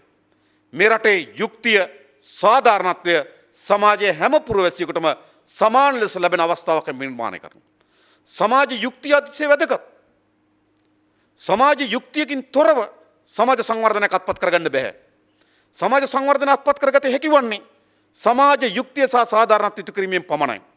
ඒ මත හැම විටම වහල්ලු ලෙස කොන්ද කඩාගත්තු මිනිසුන් ලෙස එකිනෙකා ඉදිරියේ නැමෙන ඇඹරෙන යටත් වෙන මිනිසුන් ලෙස සමාජයක් ඉන්න පුළුවන්. හැබැයි සමාජයකට ඉදිරි ගමනක් නැහැ. ඒ නිසා අපි සමාජය නිර්මාණය කිරීම සඳහා අපි ප්‍රබල වැඩ කොටසක් සකස් කරන්න ලෑස්ති. ඊළඟ ප්‍රධාන වශයෙන් මේ දූෂිත දේශපාලනය මේක අතිශය දූෂිත භාවයට පත්වෙච්ච රාජ්‍යයක් බවට පරිවර්තන වී තිබෙනවා. ඉතාමත් දූෂණයෙන් නාස්තියෙන් කප් ගහපු රටක්. මුකුත් කියන්න ඕනේ නැහැ ඔබට. මේ කොරෝනා වසංගතයේ දෙස ඔබ බලන්න. මේ වසංගතයේ මුළු මා සමාජයක්ම වෙලාගෙන තිබෙනවා. හැම කෙනාටම ජීවිතේ මරණය පිළිබඳ බිය ළඟා වී තිබෙනවා. දවසකට 30කට 40කට ආසන්න ප්‍රමාණයක් ඊයේ පෙරේද නම් 48 දක්වා වර්ධනය වී තිබුණා. මේ යමින් තිබෙනවා. එනිසා විශාල ප්‍රමාණයක් මේ යන විශාල ප්‍රමාණයක ආරක්ෂාව පිළිබඳව ගැටලුවකට මුහුණ දී තිබෙනවා. හැම ගැටලුවේදීත් මේ ආණ්ඩු කටයුතු කරන්නේ කොහොමද? එතෙන්ටත් උන්ට දූෂිතභාවය ගේන්න පුළුවන් නම් මේ කවර පල්ලේ දේශපාලනයක්ද? ඔබ විශ්වාස කරනවාද එවැනි දේශපාලනයක් අපේ රටේ ඉස්සරහට ගෙන යාවි කියලා? ඒ සඳහා අවශ්‍ය වන පරීක්ෂණ උපකරණ ඇන්ටිජන් කිට් ආනයනය කිරීමේදී සිදු වංචාව පිළිබඳව අද විශාල සමාජයේ සාකච්ඡා වෙමින් තිබෙනවා. ඒ ගෝඨාභය රාජපක්ෂ මහත්මයාගේ චෞර වලල්ලේ ඉතාම සමීපතමයන් ඒ වෙනුවෙන් කටයුතු කරමින් තිබෙන බවත් වාර්තා වී තිබෙනවා. ඒ වගේම දැන් අලුතෙන්ම වාර්තා වී තිබෙනවා චීන වැක්සින් එක ගෙනීමේදී එක් රටකට වඩා වැඩි මිලට අපි මිලදී ගන්නවායයි කියලා. ආසන වශයෙන් ගත්තොත් ඩොලර් 5ක වැඩි මිලකට අපි මිලදී ගන්නවා. මිලියන 7ක් ඩොලර් 5 ගානේ. ඒ කියන්නේ විශාල මුදලක් අපි වෙනුවෙන් වැය කරන්න සූදානම් වෙලා තිබෙනවා. ඒ වගේ මුදලක් මෙවැනි රෝගකාරක තත්ත්වයකදීත් වංචා කරන්න ලෑස්ති නම් මේ දූෂණය කොතනටද රිංගන්නේ නැත්තේ කියලා ඔබ කල්පනා කරලා බලන්න. ඒ විතරක්ද? නිරෝධායන මුළුමනින්ම ව්‍යාපාරයක් බවට පත් වුණා. විදේශගත ශ්‍රී ලාංකිකයන් තමන්ගේ දරුවා බලන් දෙන්න එක, තමන්ගේ අම්මා බලන් දෙන එක, කාලාන්තරයක් තිස්සේ තමන්ගේ බිරිඳගෙන්, තමන්ගේ පවුලෙන්, තමන්ගේ සෙනෙහවන්තයන්ගෙන් අවුරුදු ගණනාවක් ඈත් වෙලා හිටපු ශ්‍රී ලාංකිකයා ලංකාවට ගෙන එනකොට එකත් ව්‍යාපාරයක් බවට පත් කරගන්න පුළුවන් නම් මේ දූෂණය මොන තරම් විනාශකාරීද, මොන තරම් අමානුෂිකද? ඒ විතරක් නෙවෙයි. මේ දූෂණය අස්සෙත් දැන් වාර්තා වී තිබෙනවා මන්ත්‍රීවරුන් සඳහා ප්‍රාඩෝ ජීප් රථ 227ක් ආනයනය කරන්න. ආසන්න වශයෙන් ගත්තොත් ඒ වෙනුවෙන් ඩොලර් මිලියන 2415ක් වැය කරන්න සූදානම් කරලා තිබෙනවා. ඒ විල CIF වැලියු එක විතරයි. ගොඩ බානකොට තියෙන වියදම කීයද? ආසන්න වශයෙන් ගත්තොත් මිලියන 10.6යි. ඒකට බද්ධ අඩුම තරම මිලියන 40ක්වත් වදිනවා. ඒ කියන්නේ මිලියන 50ක් විතර වටන වාහනය മന്ത്രിවරකට ආනයනය කරන්න පුළුවන් ද මේ වෙලාව? රටේ සියලු වාහන ආනයනය කිරීම නතර කරලා තිබෙන වෙලාවක, රටේ සියලු අමතර කොටස් වාහන සඳහා අවශ්‍ය නතර කරලා තිබෙන වෙලාවක, කහ ආනයනය නතර කරලා තිබෙන වෙලාවක, ඩොලර් විශාල හිගයක් තිබෙන වෙලාවක, PCR පරීක්ෂණ අඩු කරන්න සිදු වී තිබෙනවා PCR මිලදී ගැනීමට නොහැකියාව මත, වැක්සින් එක ගේන්න බැරි වී තිබෙන මුදල් නැතිකම මත මෙවැනි තත්වයකදී නේද කෝටි ගණන් වටිනා වාහන පාලකයන්ට ගේන්න පුළුවන් නම් ඒ පාලකයෝ මොනතරම් නාස්තිකාර පාලකයෝද? එනිසා අපි අපිට යෝජනා කරන්න. අපේ රට මේ දූෂිත දේශපාලනය අපේ රට විනාශය කරා ඇදගෙන යනවා. මම ඔබට මීට පෙරත් කියලා තිබෙනවා. මේ දූෂණයේ තිබෙන බරපතලකම තිබෙන්නේ දූෂණයෙන් සිද්ධ වෙන ගනුදෙනුවට වඩා එම දූෂණය ආරයන ව්‍යාපෘතිය අපිට දිගු කාල ලෙස පාඩු ඇති කර තිබෙනවා. අපේ මේ ණය බරක් වෙන්න ප්‍රධාන හේතුව බවට පත් වී තිබෙන්නේ කිසිදු පළකට නැති ව්‍යාපෘති වලට මහා ධනස්කන්ධයක් අපි ණය අරන් තිබෙන එක. ඒ ණය කියන්නේම දූෂණයක් බවට පත් වී තිබෙනවා. අද ණය දෙන සමාගම් අපි දිගින් දිගට පාර්ලිමේන්තුවෙන් පිටතත් ඕනෑවටත් වඩා වැඩියෙන් ඔප්පු කොට තිබෙනවා. විශාල චීන සමාගම් මේ පවුල් වලට මේව ලබා දුන්නේ කොහොමද කියලා. ඒ නිසා අපි ඔබට ආරාධනා කරන්නේ මේ අදූෂිත දේශපාලනය මේකට තියෙන විසඳුමක්. ඒ නිසා ආර්ථික වර්ධනය හා සාධාරණත්වයත්, ඒ වගේම සමාජ යුක්තිය සහ සාධාරණත්වයත් අදූෂිත දේශපාලනයත් කියන විසඳුම් වලට අපි අවතීර්ණ විය යුතුයි. හැබැයි විසඳුම් ක්‍රියාත්මක කළ හැකි වන්නේ කෙසේද? ඒ විසඳුම් ක්‍රියාත්මක කළ හැකි වන්නේ සාමූහිකව මේ රටේ පුරවැසියන් කොච්චර කාලයක් තිස්සේ තනි නායකයන් කෙරෙහි අපේක්ෂාවෙන් ගමන් කරමින් තිබුණාද? අවසානයේ හැම තනි නායකයාටම බරපතලම පන්නේ විනාශයන් බරපතලම පන්නේ විවේචනයන් එල්ල කරමින් තමයි වේදිකාවෙන් බස්සලා තිබෙන්නේ. ප්‍රේමදාස මහත්මයා කෙරේ විශාල බහුතර ජනතාවකින් බලාපොරොත්තුකින් ඡන්දෙ දුන්නා ගමන් කරා. හැබැයි ලංකාවේ මා හිතනවා අපේ සංස්කෘතිය අනුව ගත්තත් මිනිහෙක් මැරෙනකොට පාරේ කිරිබත් උයපු මරණයක් බවට පත් වුණා. එයි මිනිස්සුගේ බලාපොරොත්තු වෙනකොට පටහැනි ක්‍රියාමාර්ග වලට අවතීරුණා. චන්ද්‍රිකා කුමාරතුංග මැතිණි ඒ බලයට පත් වුණු ලංකා ඉතිහාසයේ වැඩිම ජනාධිපතිවරණ ඡන්ද ප්‍රතිශතයක් ගතු නායිකාව බවට පත් වුණා. ජනතාව ඒ කෙරෙහි විශාල විශ්වාසයක් තිබ්බා. හැබැයි අවුරුදු 10ක 11ක පාලන කාල පරිච්ඡේදයෙන් පසුව ඇය ඉතිහාස වේදිකාවෙන් බැහැලා ගියේ ඉතාමත් අසාර්ථක විවේචන සහිත නායිකාවක් ලෙස. ඉතින් පුද්ගලයන් කොහොමද බැහැලා ගිලා තිබෙන්නේ? මහින්ද රාජපක්ෂ මහත්මයා 2015 වේදිකාවෙන් බැහැලා යන්නේ මේ විදිහට. යලි 2015 බලයට ආපු මෛත්‍රීපාල සිරිසේන රනිල් වික්‍රමසිංහලා වේදිකාවෙන් අද අහිමි වී තිබෙන්නේ කවර ආකාරයේද? ඔවුන් වේදිකාවෙන් බැසගොස් තිබෙන්නේ. තාමත් මෛත්‍රීපාල සිරිසේන මහත්මයා වේදිකාවේ ගැට්ට කෙලිලා තිබෙනවා. රනිල් වික්‍රමසිංහ මහතා යලි වේදිකාවට නගින්න උත්සාහ කරමින් තිබෙනවා. හැබැයි ඔවුන්ට ඉරණමාත්පත් වී තිබෙන්නේ දේශපාලන වේදිකාවේ අසාර්ථකම පාලකයන් ලෙස. ඒ වගේම ගෝඨාභය රාජපක්ෂ මහත්මයා කෙරේ විශාල බලාපොරොත්තුවක් එක්ක ජනතාව ආවා. හැබැයි ඔව් අසාර්ථකත්වයේ ගිලිටීනේට ඇවිල්ලා තිබෙනවා. අවසානයේ ඇවිල්ලා තිබෙනවා. ඒ නිසා ඔබ විශ්වාස කරනවා තවත් මේ තනි පුද්ගලයන්ට අපි හැමදාමත් කියනවා වගේ තනි ඉන්ද්‍රජාලිකයන්ට මේ රට බාර දෙන්න එපා. මේ රට ගොඩනැගීම සාහමික ක්‍රියාවලිය. දැන් මේගොල්ලන්ගේ සාහමිකත්වය තිබෙනවද? දැන් කල්පනා කරලා බලන්න. ජනාධිපති ගෝඨාභය රාජපක්ෂ, ආරක්ෂක ඇමති ගෝඨාභය රාජපක්ෂ, ඩිජිටල් ඇමති ගෝඨාභය රාජපක්ෂ, අගමැති මහින්ද රාජපක්ෂ, මුදල් ඇමති මහින්ද රාජපක්ෂ, නිවාස ඇමති මහින්ද රාජපක්ෂ, නාගරික සංවර්ධන ඇමති මහින්ද රාජපක්ෂ, බෞද්ධ සංස්කෘතික කටයුතු ඇමති මහින්ද රාජපක්ෂ, වාරි මාර්ග ඇමති චමල් රාජපක්ෂ, ආරක්ෂාව පිළිබඳ රාජ්‍ය ඇමති චමල් රාජපක්ෂ, ආපදා කළමනාකරණ පිළිබඳ රාජ්‍ය ඇමති චමල් රාජපක්ෂ, ක්‍රීඩා ඇමති නාමල් රාජපක්ෂ, ඩිජිටල් රාජ්‍ය ඇමති නාමල් රාජපක්ෂ, කුෂිකර්මාන්තයේ ප්‍රබල කණ්ඩායම කොටසක් නියෝජනය කරන්නේ අමාත්‍යංශ සසේන්ද්‍ර රාජපක්ෂ, මහතර දිස්ත්‍රික් සංවර්ධන කමිටුවේ සභාපති, මාතර දිස්ත්‍රික් කමිටු සංවර්ධන සභාපති නිපුණ රණවක තමන්ගේ ඥාති පුතා. ඒ වගේම ගත්තොත් අපි දන්නවා ආර්ථික පුනර්ජීවනය සහ දරිද්‍රව තුරන් කිරීම සඳහා වූ ජනාධිපති කාර්ය සාධක බලකාය ප්‍රධානිය බැසිල් රාජපක්ෂ. දේශගුණ විපර්යාසයන්ට තිරසාර විසඳුම් සහිත හරිත ශ්‍රී ලංකාවක් ඇති කිරීමේ ජනාධිපති කාර්ය සාධක බලකාය ප්‍රධානිය බැසිල් රාජපක්ෂ.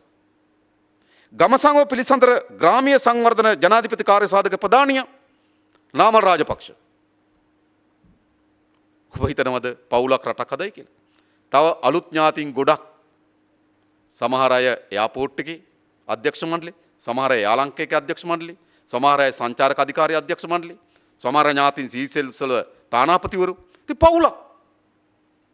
ඔබ හිතනවද මේ තනි පුද්ගලයේ පවුලක් රට ගොඩ නගාවි කියලා? නෑ, ඒ පවුලක් ගොඩ නැගෙන වරනකොට රටක් ගොඩ නැගෙන්නේ නැහැ. රටක් ගොඩ නැගීම සඳහා සාමික ක්‍රියාවලියක් අවශ්‍යයි. සාමික දේශපාලන නායකත්වයක් අවශ්‍යයි.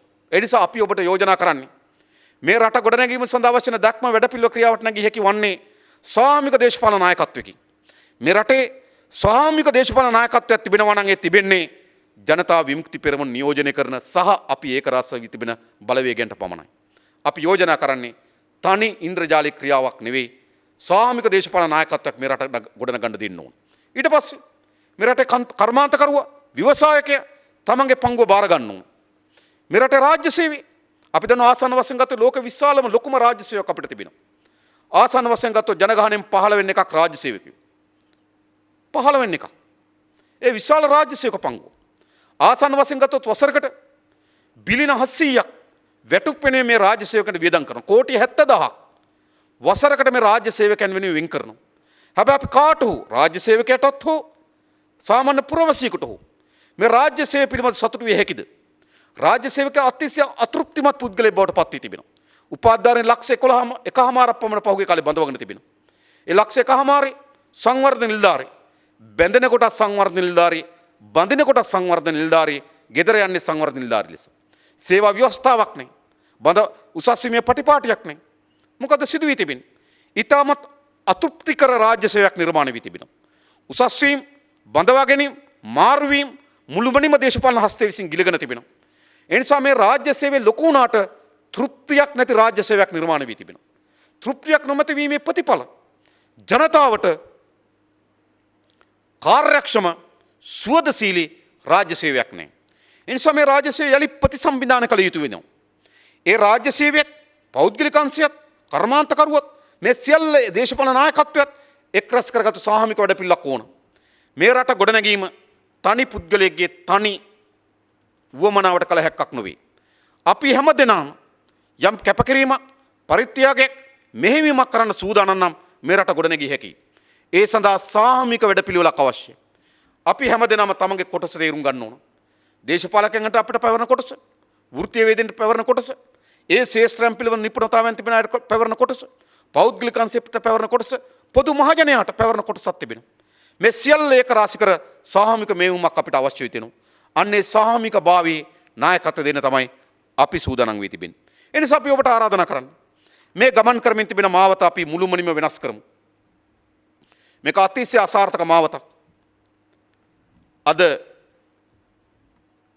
සල්ලි තිබෙන යමක් කමක් තිබෙන හැම කෙනාම කල්පනා කරමින් තිබෙන්නේ තමන්ගේ දරුවන් මේ රටින් එළියට යවන්න. ඔබට එහෙම මාවතක් තිබෙනවා. අවශ්‍ය නම් එහෙම මාවතක් තෝරගන්න පුළුවන්. මේ විනාශකාරී, ව්‍යසනකාරී, කඩා වැටුණු අනාගතය පිළිබඳ විශ්වාසයක් නැති අපේක්ෂා බංගතයට පත් වුණු රටක තමන්ගේ දරුවන් ජීවත් කරනවාද? එහෙම නැත්නම් වෙන රටකට ගෙනියනවාද? ඒක ඔබට තීරණය කරන්න පුළුවන්. හැබැයි ඒ තරම් ඒක යුක්ති සහගතද? හැබැයි මා දන්නවා මා කලින් කිව් පරිදිම බොහෝ අය ඒකට පෙළඹෙමින් තිබෙනවා.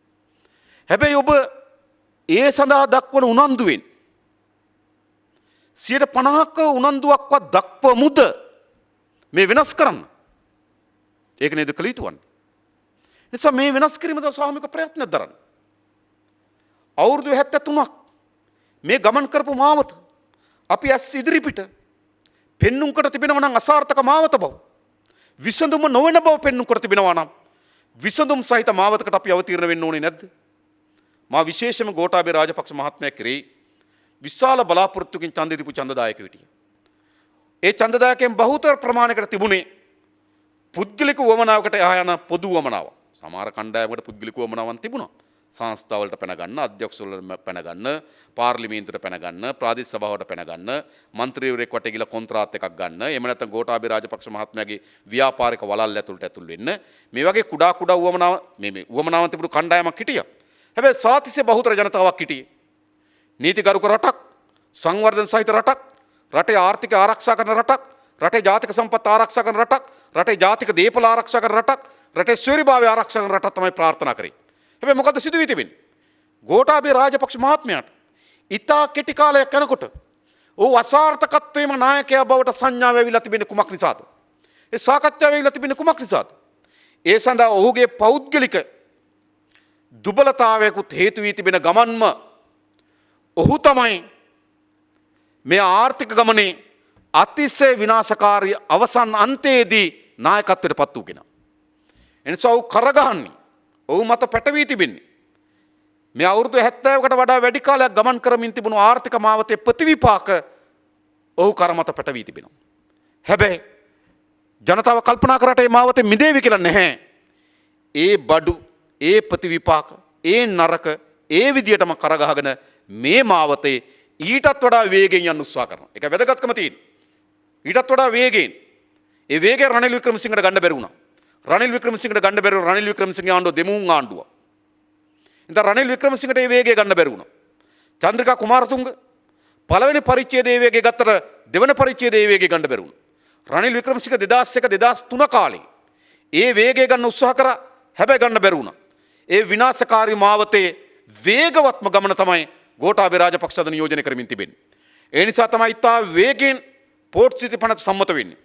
ඒ නිසා තමයි ඉතා වේගෙන් ඉතා වේගෙන් සෙන්දුවල් සමාගම ගොඩනැගෙන්නේ. ඒ නිසා තමයි ඉතා වේගෙන් खनिज तेल पनत संशोधन කරන්න යෝජනා වෙන්නේ. මම හිතන ඉතා ඒ කැබිනට් මණ්ඩලය අනුමත කළා තිබෙන ඉතා වේගෙන් පාර්ලිමේන්තුවේ මේ පනත එනවා. ඔය ඉතා වේගවත්ව මේ විනාශකාරී ගමනේ ගමන් කරමින් තිබෙනවා. එනිසා ඔහුගේ වේගවත් භාවය මේ විනාශකාරීත්වයේ අවසානයත් හේතු කොටගෙන ඔහුට එල්ල වී තිබෙන විවේචනයේ ප්‍රබලයි. ඔහු අසාර්ථකයි. ඔහු අසමත් කියන විවේචන අද ඔහුට ගොඩනැගී තිබෙනවා. ඒක ඔහුගේ මා කලින් කිව් පරිදිම ඔහුගේ පුද්ගල දුබලතාවයන් පුද්ගලික හැකියාවන් පුද්ගලික උඩඟුභාවය සැලකුතු කාර්යභාරයක් ඉටු කරලා තියෙන එක ඇත්ත. හැබැයි ප්‍රධාන වශයෙන් මේ ගමන් මඟ කරපින්නාගෙන ගමන් කිරීම විසින් තමයි ඔහුට මේ අත්පත් වී තිබෙන්නේ මේ ඉරණම. එනිසා අපි යෝජනා කරන්නේ නැවතත් යෝජනා කරන්නේ අලුත් විසඳුම් මාවතකට අපේ රට අවතීර්ණ විය යුතුයි. අද මේ කොවිඩ් වසංගතය විසින් ඔබ සමාජශීලී නොවන පුද්ගලයෙක් බවට පත්කොට ගෙදරට හිරකොට තිබෙනවා. මේ කොවිඩ් වසංගතය මර්ධනය කිරීම සඳහා දක්වන ලද ඈලිමෑලි ස්වභාවය ඒ මොහොතේ ගනු ලබන තීන්දුවල තියෙන පරස්පරතාවයත් විසින් ඔවුන්ගේ තිබෙන නොහැකියාව වෙනදාටත් වඩා වැඩියෙන් අපි ඉදිරිපිට පෙන්눔 කරමින් තිබෙනවා. එනිසා අපි ආරාධනා කරන්නේ අන් කවරකටත් නෙවෙයි. අපි සාමූහික ප්‍රයත්නයක් යොදමු. මේ ගමන් මාවත වෙනස් කිරීම සඳහා නව ප්‍රවේශයකට අපි අවතීර්ණ වෙමු. ඒ වෙනුවෙන් සියලු දෙනාට එකතු වෙන්න කියලා මම ආරාධනා කරමින් ඉතින් අපි නැවත අවස්ථාවකදී අලුත් සාකච්ඡාවකදී මුණ ගැහෙමු කියන අදහසින් යුතුව අදට නතර වෙනවා. බොහොම ස්තුතියි හැම දිනාටම.